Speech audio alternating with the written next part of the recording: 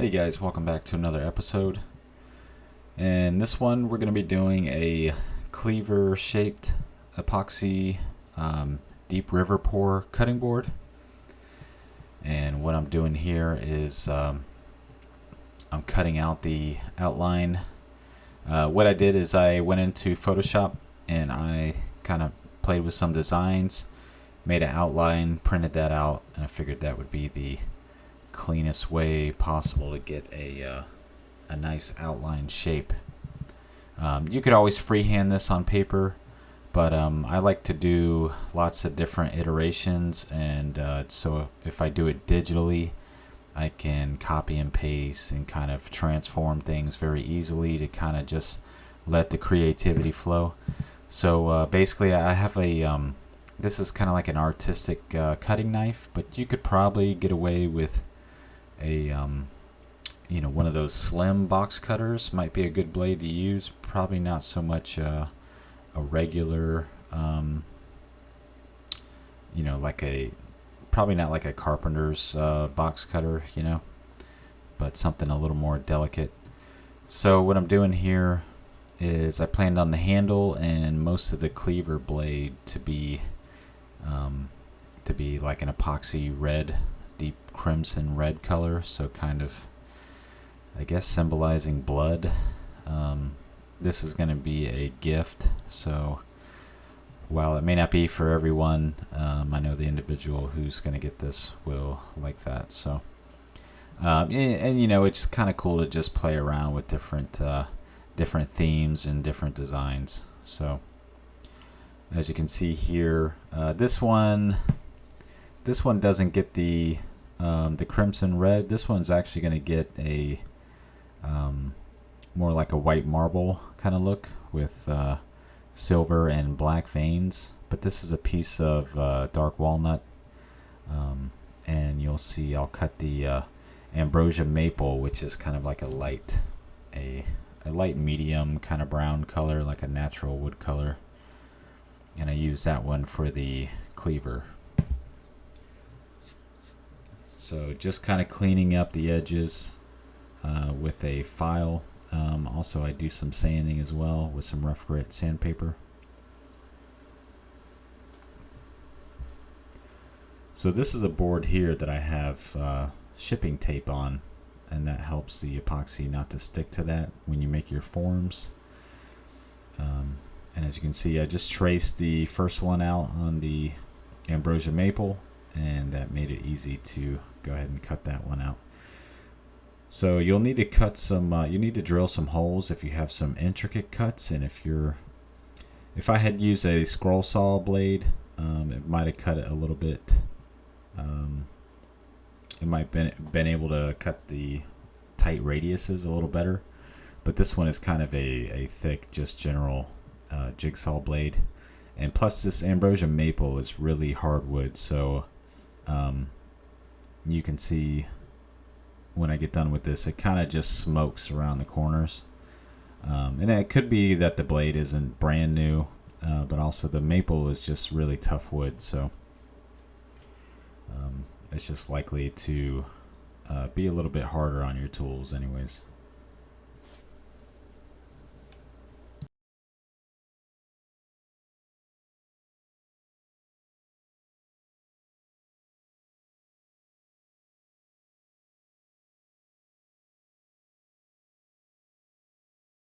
So for me, I try to just get things nice and straight lines.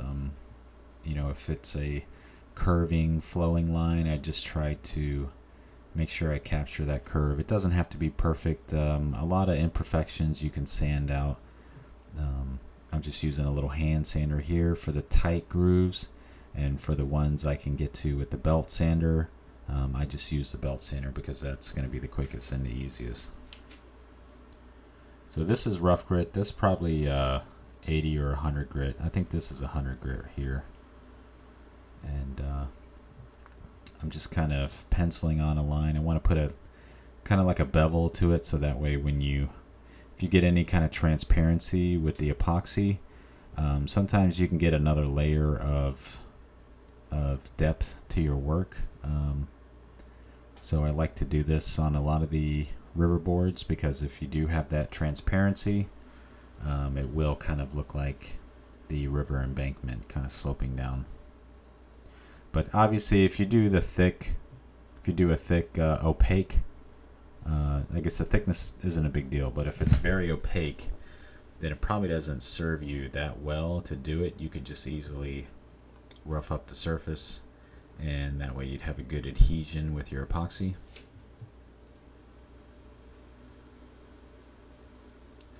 So what I should have done is I should have made my form up like this.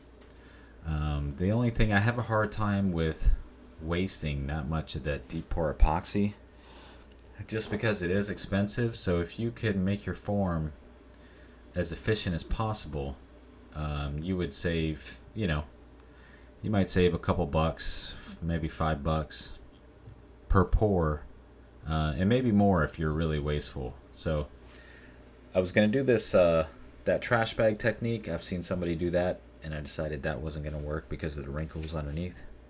And I also saw another guy use this foil tape that usually AC guys kind of use this stuff in that industry. So I figured, I can make I can make some intricate shapes with this, and as long as it doesn't leak, theoretically, I will waste a lot less epoxy because I'd be able to make this form pretty efficient. So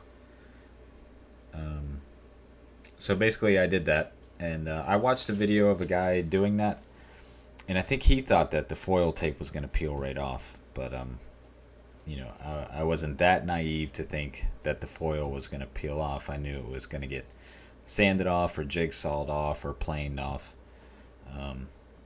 but I did not anticipate what was about to happen, although I probably should have. You live and you learn. So I would say this technique gets about a 5 out of 10. Some of you out there might be able to pull it off. I thought I got the tape on there as good as I could. I don't know in the future what I could do to make myself feel more secure if I were to use that method, because it was a total failure, as you're about to see. And so I ended up wasting more epoxy than if I had just gone ahead and made a regular form, nice and square, like most regular people do. But I'm a glutton for punishment, so I do things the hard way, and I have to learn the lesson. So here we go. I'm pouring this it's like a crimson red, and it was meant to be semi-transparent. It wasn't going to be too thick, but just thick enough that you could get some nice vivid colors in there. I think in the end, I probably would have done, I have a new technique that I do if I want to get a nice kind of 2-color or 3-color layered effect, is I pour it, and I've realized that about 7 or 8 hours later, maybe as early as 6, it's starting to get kind of gooey. So if you want to do 2 layers, but you don't want them to mix too much, what you can do is you pour your epoxy and keep a little bit left over, whatever you want to add, a second color, a second, whatever.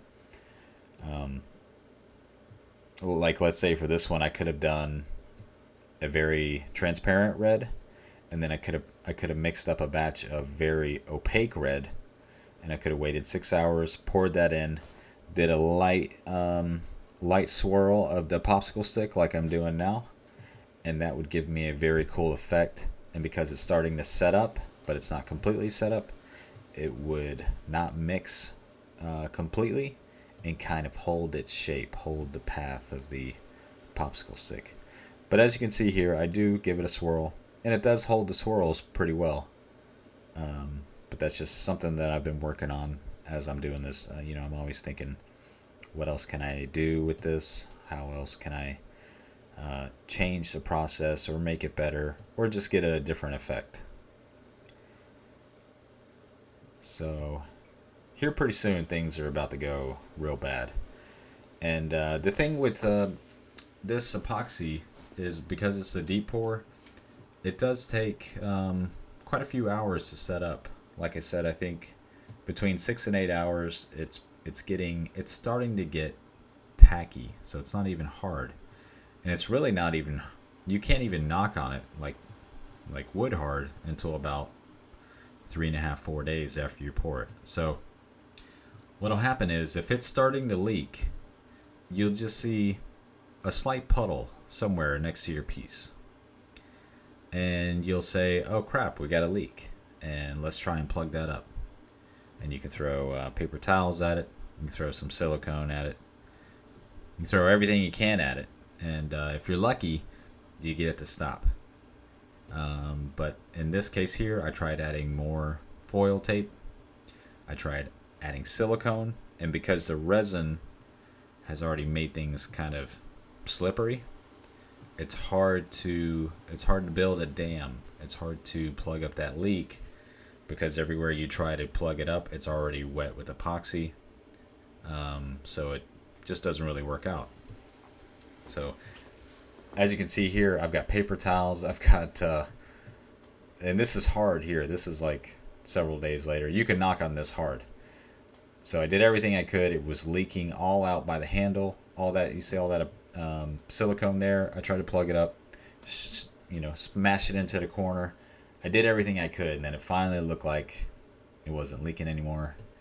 I came out the next morning, and the handle was like almost all gone. I had to pour that twice there, and I had to pour more in the top.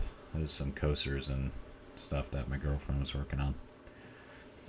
So this is what it looks like after I planed it. Still looks like a nightmare.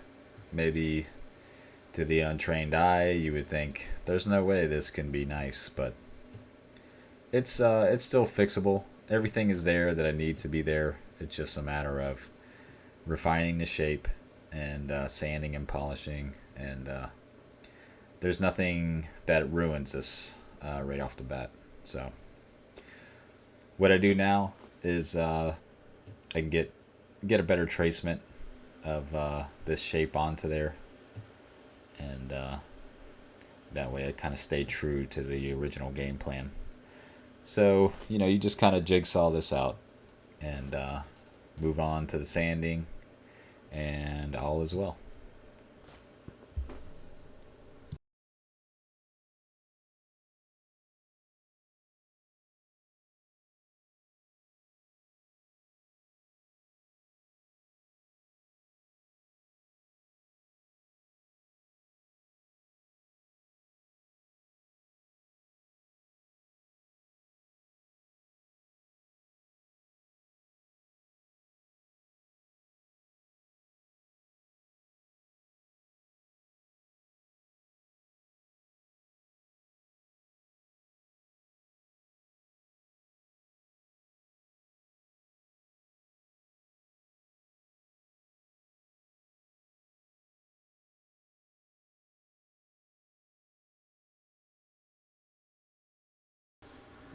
Alright, so at this point, just kind of refining the shape.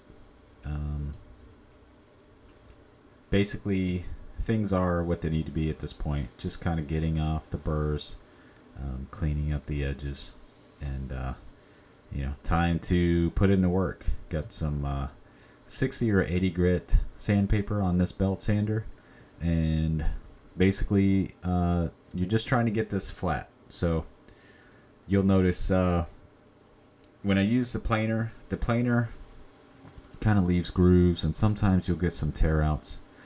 So basically you just need to take your time and get this thing as flat as possible, because if you move on too soon, you're just going to spend extra time sanding with a less efficient, slower method. So you want to get it as flat as possible. And as you can see here, I still have I think that's the back side there.